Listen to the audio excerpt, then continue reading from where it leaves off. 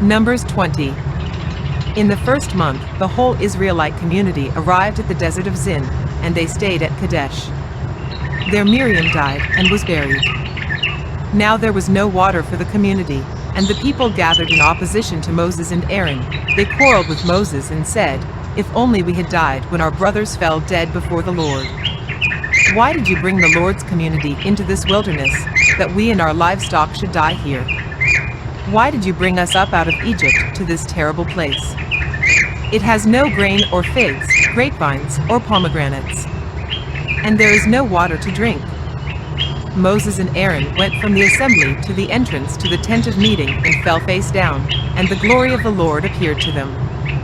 The Lord said to Moses, "Take the staff, and you and your brother Aaron gather the assembly together. Speak to that rock before their eyes, and it will pour out its water. You will bring water out of the rock for the community so they and their livestock can drink." So Moses took the staff from the Lord's presence, just as he commanded him. He and Aaron gathered the assembly together in front of the rock, and Moses said to them, "Listen, you rebels, must we bring you water out of this rock?" Then Moses raised his arm and struck the rock twice with his staff. Water gushed out, and the community and their livestock drank. But the Lord said to Moses and Aaron, "Because you did not trust in me enough to honor me as holy in the sight of the Israelites, you will not bring this community into the land I give them." These were the waters of Meribah, where the Israelites quarreled with the Lord and where he was proved holy among them. Moses sent messengers from Kadesh to the king of Edom, saying, "This is what your brother Israel says, you know about all the hardships that have come on us. Our ancestors went down into Egypt, and we lived there many years. The Egyptians mistreated us and our ancestors, but when we cried out to the Lord, he heard our cry and sent an angel and brought us out of Egypt. Now we are here at Kadesh, a town on the edge of your territory. Please let us pass through your country. We will not go through any field or vineyard, or drink water from any well. We will travel along the king's highway and not turn to the right or to the left until we have passed through your territory." But Edom answered, "You may not pass through here. If you try, we will march out and attack you with the sword."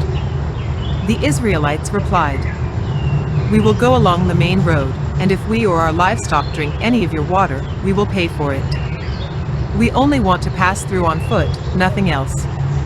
Again they answered, "You may not pass through." Then Edom came out against them with a large and powerful army. Since Edom refused to let them go through their territory, Israel turned away from them. The whole Israelite community set out from Kadesh and came to Mount Hor. At Mount Hor, near the border of Edom, the Lord said to Moses and Aaron, "Aaron will be gathered to his people.